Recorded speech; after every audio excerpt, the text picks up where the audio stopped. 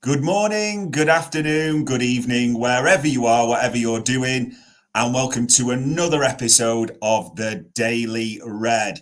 It is Saturday, the 30th of November. How the hell are we pretty much at the end of November and starting December, people? And we start December with a bang, don't we, at the same time? We start December with Manchester City rolling into town, don't we? And 4 o'clock tomorrow, everything's going to go off. Everyone in the ground will be pumped. Fans around the world will be pumped. Everyone watching, all eyes will be on this.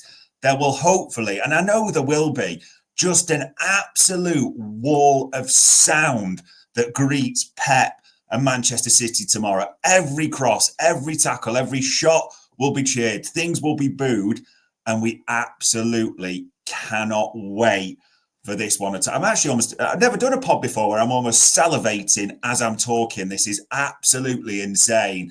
And here to join me to share the excitement, share a bit of the nerves maybe ahead, talk about everything Liverpool on and off the field, on his way to enemy territory to watch West Ham versus Arsenal. Grizz, how are we on this Saturday morning? Sorry about that. A few technical issues, but that's part and parcel of life, I guess, in the modern day and age. Technical issues. We're okay. We're okay. We're doing okay. Our nerves are handled for now. But yeah, as you said, I'm on my way to West Ham versus Arsenal, eyeing up the enemy, so to speak, doing a bit of work around there. Not expecting much, to be honest with you. I know every weekend we've kind of had a feeling of favours from elsewhere. Today's I don't get that feeling, Dave. I don't know about you. No. I just don't get that vibes. For the last couple of weeks I have been getting it. I don't expect any favours, but we have got enough on our own plate to be worrying about others this weekend, because we have the monumental showdown, which is Man City at Anfield. So yeah, I think it's one of those weekends where we just got to focus on ourselves. Yeah, we take care of business and everything else will be sound. Simple as that. I mean, taking care of business, we talked a little about Arsenal there, but the eyes of the football world are going to be on Anfield 4 o'clock Sunday. Genuinely, right this minute, how are you feeling about it? It's so weird. Like, this slot has got me feeling so relaxed and calm about the most stressful and normally most nerve-wracking fixtures. So do you remember we spoke before Arsenal? I said, I don't know what it is, Dave. He's got me feeling so calm and relaxed. Yeah. And yeah, we ended up getting a result, even though we went behind twice. Against Real Madrid, I was so normally Real Madrid and Arsenal away are absolutely nerve-wracking fixtures for us. But I was calm and I was relaxed. Man City, with the chance of going 11 points clear, should be nail-biting, toilet breaks and all of that. Yeah. But it's not. You asked my opinion, and right now I'm feeling very relaxed about it. It may change tomorrow come 4 p.m., but at the moment, I'm calm. I'm okay. And I'm looking forward to seeing another game that is managed by this so far amazing coach. It is weird. There's almost a bit like you is, should we be feeling this calm? Is this just completely wrong? Because this is the juggernaut of Manchester City. We know what they bring. We'll see what the court case brings at the same time, which is a separate discussion. But everything that's happening. But we look at their form recently. I might be wrong. I think that's what's giving people a lot of hope. And actually, I did want to play you a clip, Grizz, that we did last night on Stat Me Up for Anfield Index. So me and Bart's did a deep dive into City's figures. And there's just a little clip. It's only about a minute and a half. I just wanted to play you just to get your thoughts on this. So let me tee this one up for you. Yeah, 100%. And I think you're right to say that City have been on the rope since about Fulham because they've been conceding a high amount of XG and big chances. I think Fulham may conceded something like 6 big chances. which was absolutely ridiculous. I'm just trying to find it here, actually. There you go, Fulham. They won the game, but they conceded 2.6 XG, and that's at home. That's an incredibly high amount. We go down to, I don't know where they got big chances on the main bit. I'm going to work it out myself. I have to do it. But so 2.6 XG at home, and then if you look at the latter games, they haven't managed to keep that level down. So their ability to not concede high volume XG and high volume big chances has been a concern for anybody who's City, obviously. Now you give us 2 XG to score, and the associated threat that we will create with that, I back us to score 2 goals. I really do. Yeah. If you look at the Real Madrid game we just had, and that's Real Madrid, who are in better form than City. So Real Madrid gave us 2.7 XG, which includes a penalty. So you're down to about 1 point somewhere else, below 2 XG, basically, without a penalty, and we scored 2 goals. I mean, great. High XG, City giving up, high volume, big chances. You've seen the results recently. I mean, 3-0 up against Feyenoord, and that was amazing, wasn't it? 3-3. And greatest respect to Arne Slot's former side. They're not kingpins of Europe's by any more at all. Is it too strong to say we should be expecting goals for us tomorrow? It's not. It's not. We have to call a spade a spade. Sometimes we have to sort of believe and believe the numbers that are being shown up in front of us. You know, the numbers, as you have suggested in that show, have and it's not even just the numbers. It's the eye test plus the stats behind the eye test. So combination suggests that, and I was speaking to a few Man City guys this week, and they were saying we're giving chances, even though the games they've won, last minute goals, chances given up, other teams having 1-on-1 against keeper, it's just unheard of. It's just not Man City. Man City were known to be, in the previous God knows how many years, in terms of not giving any team any transitions or any clear-cut chances. They kill you with possession. They've been able to, the ability to keep possession for 70% of the game was the norm for them.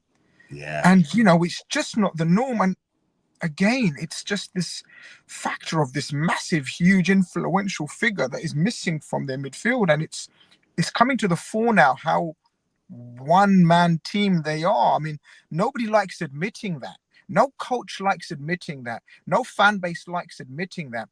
But they are very close to being Rodri FC, Dave. And this season is proving so. Look, I'm confident without being sort of foregone conclusion levels, boastful levels. But there has to be an element of confidence. We have just played 16 games, I think, this season now already in totality, 16, 17 games. One defeat in 16, 17 games suggests that we are in good form, and their form is atrocious. As you said, Feyenoord are not remotely in, I'd say they're probably in like first category, second category. They're probably in the third category of elite teams in Europe. And to be 3-0 up in a Champions League game, Dave, it's unheard of for a team of caliber of City and a coach of Pep standards to lose that 3-goal lead. It shows the lack of confidence and structure throughout the team. If they concede one, they're very, very likely to panic, Dave. And this is why it's imperative tomorrow that we score early. Yeah. Press them really from the off and just try and destroy those legs. And Ali A's asked a question that I was thinking there. He says, Grizz, will Pep low block it? Because if he comes to Anfield with the same thing he's doing at the moment, he will get battered. I mean, I'm intrigued by this, Grizz. Does Pep even have it in his psyche to low block, sit behind the ball and soak up the pressure that way, do you think? I'm intrigued, Dave. All week I've been contemplating this. And all week I've been thinking what you just said, like he doesn't do that. But I think it will be insanity of the highest level and order if he doesn't.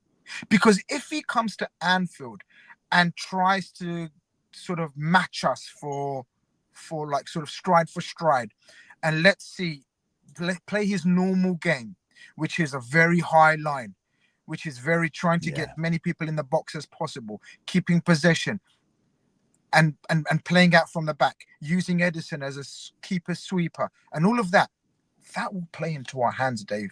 And I can't see him being that naive. I get it. He's an absolute elite coach, one of the all-time greats. For me, one of the greatest coaches of all time. But he has to show something different tomorrow. They can't just continue the trend that they've shown, or the form that they've shown, or the formation that they've shown. I've been adamant in my head and in my mind, he will come up with something different. And actually, Slot kind of alluded to it in his press conference. He said, I wouldn't be surprised if Pep comes out with something, because when it comes to innovation, he's probably one of the best at it and implementing it in a short space of time.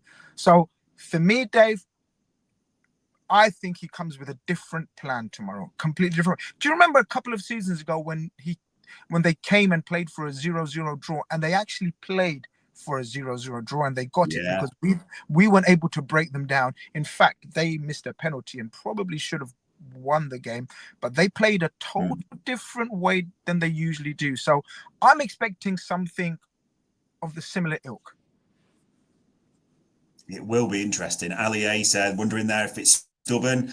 We are going to have to wait till 4:00 tomorrow to find out what Pep Guardiola serves up. But that's enough a little bit about Manchester City at the moment, because it is about us, and players have been talking, the manager's been talking. So a couple of things I wanted to run by you, Grizz, the latest stories that are coming out this morning even. So Cody Gakpo for this one, talking, he always looks well, he's a great communicator, Cody Gakpo, talking about the game tomorrow. He says, it's a massive opportunity, I think, against a very good team, one of the best teams in Europe, who actually have been dominating a lot of games in recent years. Spot on. But this is a massive chance for us to show them what we're made of and what we are planning to do. And then a little bit further on, he goes to say, obviously, we are in a good position at the top. You can't deny that. But I think it's still early in the season, so we are not really looking at the table just yet. I know that's the right thing to say, Grizz. That's the textbook answer. Straight back down the ground, as in game at a time. We're not looking at the table. It is lies, though, isn't it? Let's be honest. We're all looking at that table. Dave, if come 6 p.m. or around that time and we're 11 points clear, are you taking your eye off the table? I'm not. I'm going to be staring at that table in disbelief, no.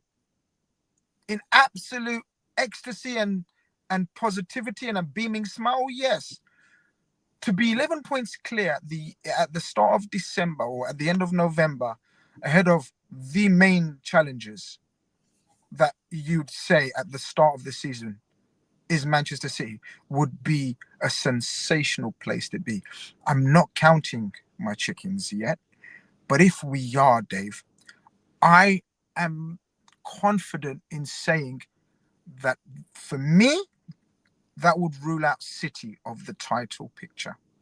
And that's a huge, huge statement to be making by December. But I just don't think they're capable. That would, by my estimation, leave either us or as Arsenal as the Premier League winners for this season. And then it gets really, really tense, Dave, because like me and you were speaking just off air, just before we went live, if we can sort of navigate our way through December and come unscathed and have this similar type lead at the end of December as well, Dave, then it's really time to get off the fence and possibly start getting that parade ready, Dave. Because if we can get to January with a 10-point lead, let's just say, I'm not going to be as calm, and I don't think you will be as well in these shows and everything. I think we will be very, very nervous, but it will be positive nervousness. And I'll say bring it on. I'll say bring it on.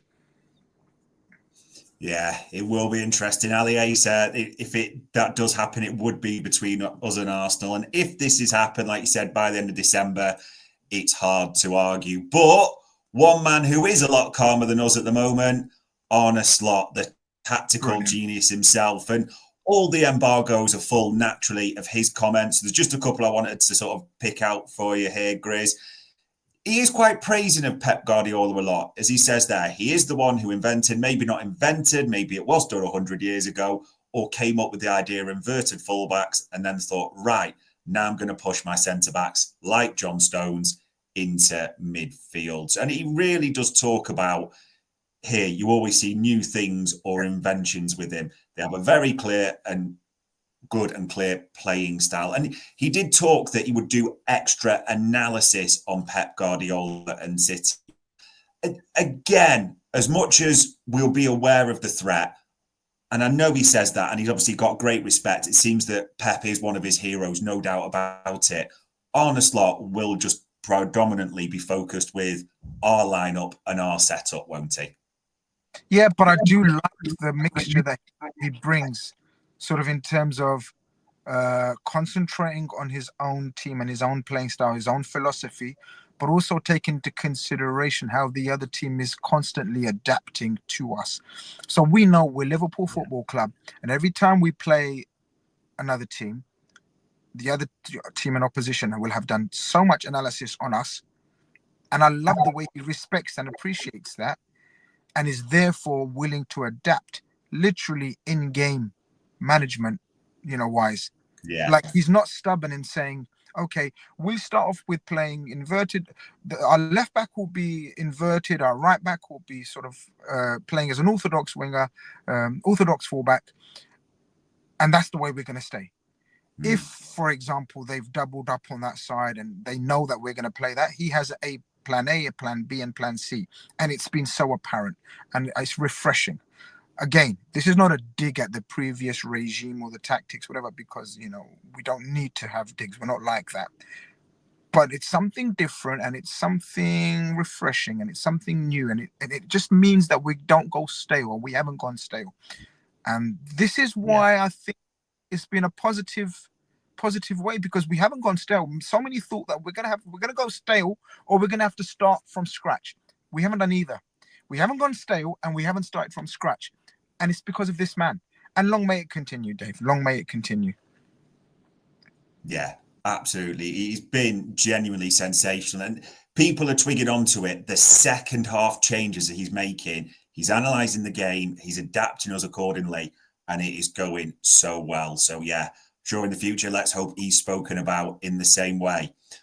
One head coach that is doing a lot of talking, Grizz, is this man, Mr. Mikel Arteta. So that was the focus of his press conference yesterday.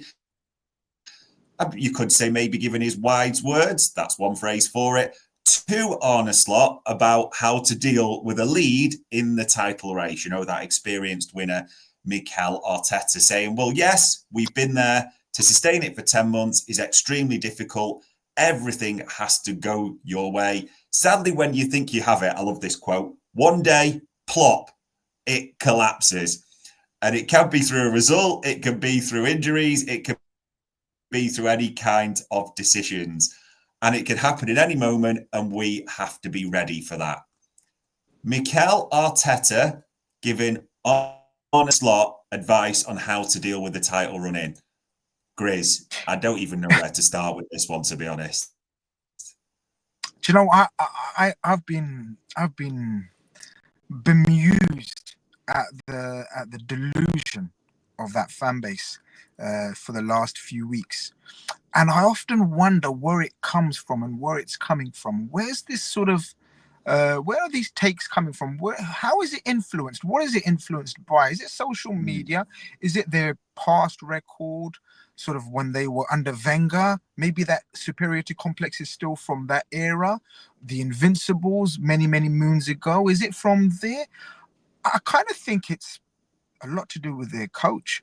And today is kind of proven it in terms of the comments he's been making. Like, imagine having the audacity or the nerve to speak to a team that has reached 92 points, 97, 99 points in just the last 6 seasons. Yeah. Imagine advising a team or giving advice to a team that's actually pipped a Pep juggernaut. Like, we've actually won the Premier League. We've actually won the Champions League. We've actually won every trophy there is to win in the last 7 years. And I just found it funny. I mean, wouldn't it have been served better to say, listen, I'm no one to give advice here. I haven't done, like, as in the famous or infamous words as they've seemed since of Haaland, stay humble, huh? Yeah. Like if he's asked that question by a journalist, which he may have, so the excuse or the response that we always get is, well, he was asked a question and he gave an honest answer. Yeah. Well, how about giving an honest answer and saying, hey, smile about it. It would have looked so good it would have looked so good on him. Smile about it and say, hey, I'm not the person to ask about title races and getting over the line, right? That would have been the more logical, the most humble, better answer. Instead, he's giving advice and saying, well, we've been there. My God, you haven't been there. You haven't been there, my friend. You haven't been in the trenches long enough to be giving out advice. But look, it is what it is. Yeah. Banter and joking aside, I actually think that they are our rivals this season, especially if, and it's a massive if, I know the confidence is there within the fan base, but if we beat Man City, I genuinely think they are our rivals for the title this season, Dave. Yeah, some great comments flying in there as well, saying if we want advice about Lego, that's the one. Year 5 Arteta is feeling it, and Arsenal fans, which do seem to be jarring. That's the right comment, Ali, at the moment, aren't they? But we'll see how this plays out. And talking about a few things, the only downside, this is the real one to talk about, Grizz, the Konate injury. I almost feel sad saying this just because of how brilliant Ibu has been recently. And obviously there was social media talk galore. I know people were involving you in all sorts as well. 5 to 6 weeks. This is strange to say, but I think it is right. An injury of that nature, it could have been worse, couldn't it? Oh, absolutely. Look, look, social media is what it is. Social media. I was told that he's avoided major injury, and that was the initial feeling that he's avoided major injury. I didn't know of any time scale per se, and I didn't give any injury per se, but I was told he's avoided major injury. Now, obviously since then the scans have been done or whatever, and he's still being assessed, by the way. There's still not been any official time scale given, even on his personal social media posts. I think from what I'm hearing, it's 4 to 6 weeks. Now, a guy of his size and a knee injury, and how it looked where he was in a lot of pain at the end of the game. He was getting treatment for a good 5-10 minutes after the final whistle, and he could barely walk off. There was a lot of talk on the timeline about months as opposed to weeks. Everyone was fearing the worst, and it could have been much worse. David Lynch, who I know you speak to on a weekly basis, a very respectful journalist, said the similar thing. When it comes to knee injuries, and people that have had history of knee injuries, and a big bloke like Konate, it could have been far, far worse. Yes, the fact that it comes in the most busiest time of the season is just so unlucky, Dave. It's an absolute huge, massive blow, because like we spoke about last week, how good, I think we kind of jinxed it, Dave. This is why I hate talking about it. We were talking about sort of how brilliant he's been and the injury and how he's taken on board the advice. This was another freak injury, which makes it even worse. Literally the last action of the game, again, very much like the Jota scenario. But look, 4 to 6 weeks. I done a show couple of nights ago where I said there's no chance he makes it for Man City, but from what I'm being told is he's avoided major injury. Now, would you class as a major injury? 4 to 6 weeks, it's come at a bad time, because it will mean he misses 4 or 5 very important games.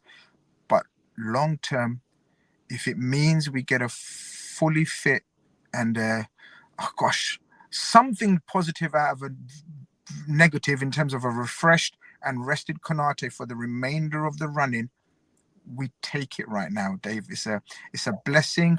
I know it's the worst time, but in that there's a Southampton League Cup game, there's a Girona Champions League game, which in my opinion he wouldn't have played or he shouldn't play.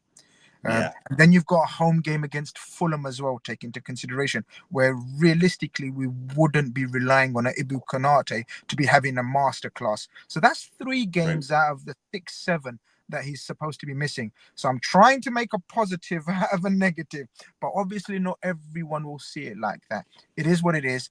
But I'm sure we're going to go on to speaking about possible deputies.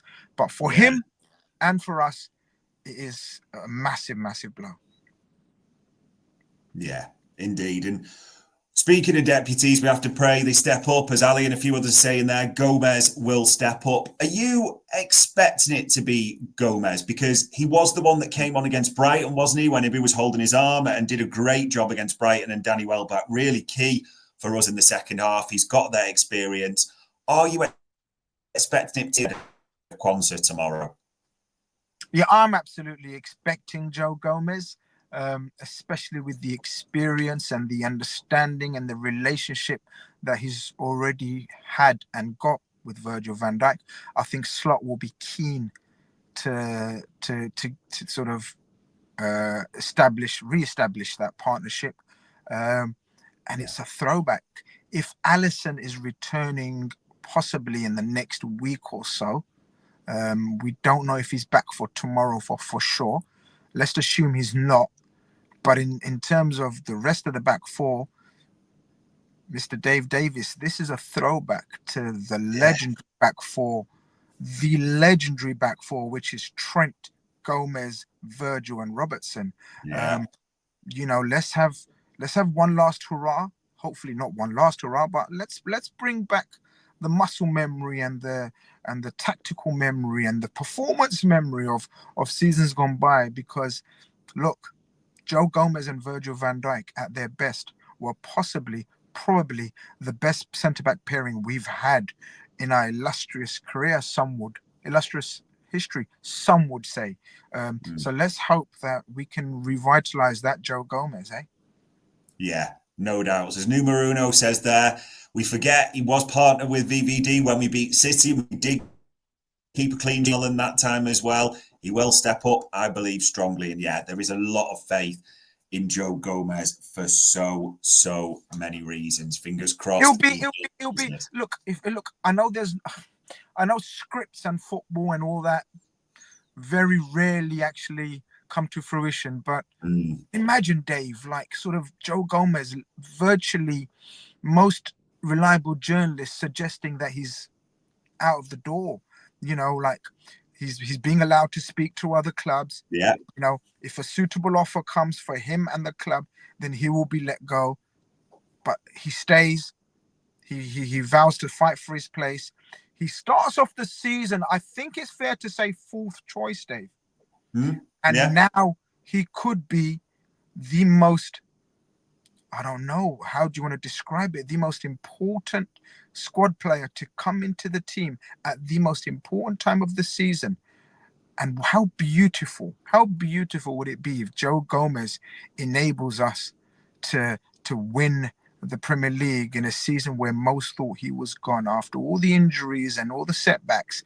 For me, it would be an absolute beautiful story. But as I said, I wish all beautiful stories came to fruition in the world of football. Yeah, we will have to see how this story plays out. And the other one I wanted to ask you, you waited till I was off. You dropped the news with Nina, didn't you? So suggesting or hoping there's good news on contracts in the near future.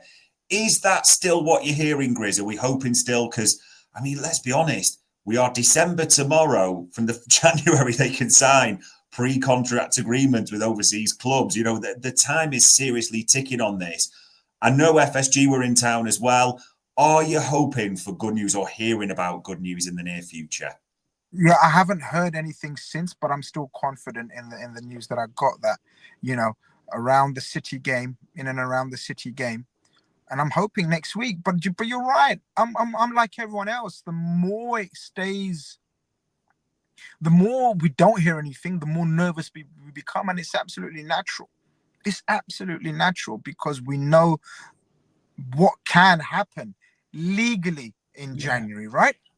And this is it. What can happen without getting permission? So all these stories that we're hearing of, sort of Real Madrid letting Liverpool know, they don't need to let anyone know. If they want to speak to Trent, all they got to do is wait 4 weeks of non-announcements with Liverpool, and then they can actively pursue Trent. Same with Mohamed Salah, and same with Virgil van Dijk. Now, I think it's fair to say, based on everything that we hear, read, and possibly know, that Virgil is ready, I think, to be announced very soon. And I think Mohamed Salah gets done personally. Now, obviously, the Trent one is the big one. In terms of, I think Salah is I don't know how you look at it. I think Salah's the one that we're sort of bemused with, because Salah's coming out and saying he wants to stay. So I'd say Salah's the one that we're bemused with, but we know that all parties want a positive outcome. So we remain hopeful, and we expect that to be resolved. The Trent one is the mystery one. And the reason for that is the silence surrounding it. There is silence from the players' camp, from the player himself, and from the ownership, and from our sporting director. And this is what gives it the mystery. The only thing we're hearing about Trent is the Spanish media. And the more you hear the Spanish media, the more panicky the fan base gets, because there's nothing coming out from our side. There's nothing coming out from Trent, as opposed to Virgil and Mohamed saying, we want to stay, we want to stay. This is where the mystery comes from. But look, as I said, I'm still hopeful that they are resolved. And I'm just having a positive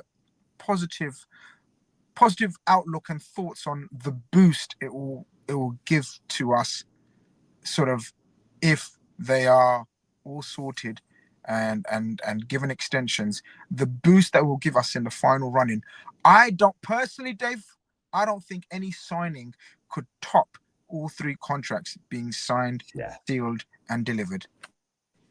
Yeah, Mr. War says there, all 3 signed, and I hope, Mr. War, you are completely correct on that. The boost would just be monumental. Exactly like you said as well, Grizz.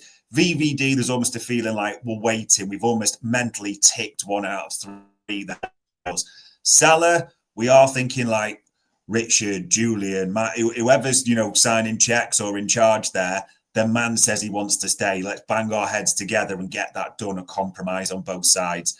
Trent, exactly like you said, the silence is pretty deafening at the moment, and all the sort of noise, the background noise, is coming from Spain. And actually, as you said, in 4 weeks, they don't really have to be that quiet anymore, can they? They're doing nothing wrong. Whether you think it's wrong, it's legal, it's moral, that's a different thing. They are entitled to go full steam ahead in 4 weeks. So hopefully by then we have some news. But you mentioned this before. City, we hope we win that. We hope we're 11 points clear, touch wood. This schedule in December, and before we even get on to later December, just this week, Newcastle away, 7:30 on Wednesday. The derby at Goodison, the early kickoff on Saturday. We're not underselling this. This is a massive, massive week, isn't it? There's no other way of describing it, mate. There's no other way of dressing it up. There's no need for us to dress it up in any way, shape, or form, apart from saying, in my opinion, it's a it's a season-defining run. We were told that the next 9 games, do you remember there was a caption from Sky? Yeah. Right? We spoke about it in terms of, how will Liverpool fare in these 9 fixtures? My God, Dave, I believe we've won 5 out of those 9 fixtures, and we have the 4 remaining. I believe, don't quote me on that, but I think it was leading up to the end of Newcastle. The Merseyside derby, ending with the Merseyside derby. Dave, all of that, one game at a time, what we've just spoken about, press conference settings, generic answers, all of that. But we can't help being everyday fans, normal everyday fans. We can't help but feeling the excitement and the nervousness and the whole positive energy if we come unscathed. Like, again, I'll put it to you, and I know you said it off to me, but if we were offered 7 points out of those 3 next fixtures, I would take your hand off. I would snap your hand off. I would bite your hand off. I would chop your hand off. I would do anything for those 7 points, Dave, if you offered me out of 9. Now, some would say, no, we need to go for 9. Of course, we need to go for 9. But we know Merseyside derbies, despite them being in the absolute mud season upon season, they somehow make it their cup final, especially at Goodison. I mean, we get the better of them at Anfield, but at Goodison, it's just a total different animal. I know we've got a very good record at St. James Park, but, we know that they're a very, very different animal under the lights at their own ground. They've been having a bit of a mixture of a season, but they've got world-class players, in my opinion, like Isaac and Gordon. It's not going to be easy, but let's get Man City out of the way, as we said, with a hopeful with a positive outcome and a result. And then if we come unscathed out of those 2 fixtures, give me 4 points out of those 2. I don't care which way round. We will be in the best position we've been in since the 1920 season. That's all I'm going to say. Yeah. I wouldn't even hide it. I would absolutely do a deal with the devil now to get 7 points out of 9. And it's interesting the way people look at it as well. Numero uno saying there, it's the last derby at Goodison and they would want to prove a point. We just need to take the emotion out of it and play the game, because they did batter us, in all honesty, last season. Oh, it was awful. It was awful. It was the worst, the most embarrassing derby for me in the last decade, minimum. It was awful. It was boys against men. And a lot of those players will still be playing. A lot of those players are still here. In fact, all of them are still here. And all of them will probably be playing again. So it's they will hopefully be very, very, very fresh in their memory, because it was embarrassing, Dave. Let's not beat around the bush. It was boys against men, and it really shouldn't have been at the most crucial part of the season. But I do like that comment that you brought up the other just a few seconds ago, because it spoke about taking the emotion out of it. And this is where I think this manager so far has been elite in taking the emotion out of the encounter or the occasion. Let's see how he fares tomorrow, and then let's see how he fares against Newcastle and Everton, which will be both high octane, very emotional encounters. Yeah, as Ali A said there, we lost every duel last time. Slot wouldn't like that. He wouldn't like that. He talks about duels all season. He will have them focused. And yeah, as you said, Newcastle as well. Let's not forget, people, Newcastle beat Arsenal, got a draw against Manchester City at St. James's. This is no easy place to go. If we could, taking away tomorrow, if we get 4 points out of those 2, that is a strong way to finish the week. No 2 ways about it. Grizz, the final question I wanted to ask, and it almost feels I'm not trying to end on a negative, but I know it's going there. Injuries. The world has suddenly realised that Liverpool do have injuries all of a sudden, despite what Sky, Carragher, Redknapp, Neville, all the others have said. People are now starting to clock onto it. It's the defence I wanted to ask you about, because Tsimikas is out. Bradley's now out with a hammy. That's on top of Konate. Is that the area they're thinking? If we get any more defensive injuries, are you starting to worry a little bit? Yeah, look, we've spoken about the depth of our squad, and in terms of quality, and it's as good as anyone's, I'd say, in Europe, in terms of one replacement for every position.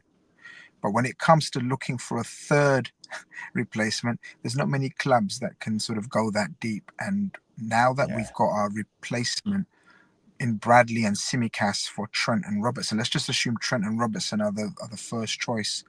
We've got amazingly able deputy in Connor Bradley, who's now out for a month. And we've got Simicast, who's not. His injury time out is unknown at the moment, but it's not for the next 2-3 games at least. So therefore, it does leave us light. And what it means is Joe Gomez, who we're anticipating to be deputizing for centre back replacement, is not only centre back option but our fullback on either side option, because we've sent young Beck out on loan again, and we know we've got sort of his Calvin Ramsey out on loan for the other side. And in fact, another one who played in pre-season, Stevenson, I can't remember his first name, is out on loan as well, who impressed mightily in pre-season, but he's out on loan as well. So maybe in January, if the situation persists, continues, we may have to evaluate our fullbacks that we've sent out on loan, who, by the way, are playing out of their skin on loans. And so it probably would be a great time, but I don't want to go there, Dave. I don't want to think about that and go in that direction. Hopefully we won't need to recall any of the youngsters. But right now, you're right. It's it's on what's the word? Tender hooks. We're on knife edge in terms of how deep we can go in terms of our squad. Yeah, as Red Armchair Supporter says there, they'll all be back in January, which would be great. And as long as we get no more, touch wood, that would be very, very helpful. Final couple of things to call out, folks, that as normal, couple of shows out for you. 35 podcasts we've done this week for you on AI. So there's plenty of content to get stuck into. Unbelievable. One's out yesterday. We had Trev with Jan Molby as ever talking about the City game in it. We had Dave and Carl doing Scouted, the Daily Red as ever. Rhodesy's back, so we give a tactical masterclass breakdown. And if you want on the live section, you've got the stat pack that me and Bart did yesterday. Grizz, with a massive week, I'm guessing it's going to be uber busy for you at the same time as well. Let's hope so, my friend. Let's hope so. Hopefully it's a successful and positive week on and off the pitch, Dave.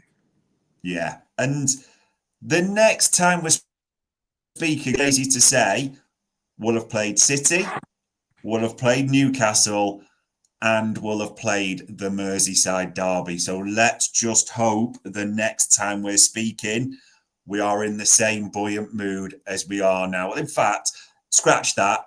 Let's hope the next time we're speaking, we won all of those and we're bouncing into this one. Fingers and everything crossed for it. But all it leaves me to say as ever is, Grizz, for the time, the insight, for answering all the questions, it is much appreciated, pal. Pleasure, mate. Pleasure. Deep breath time, lads and lasses. Deep breath time. Indeed. And on Saturday, the 30th of November, one day out from Manchester City at home, that was another Daily Red for Anfield Index.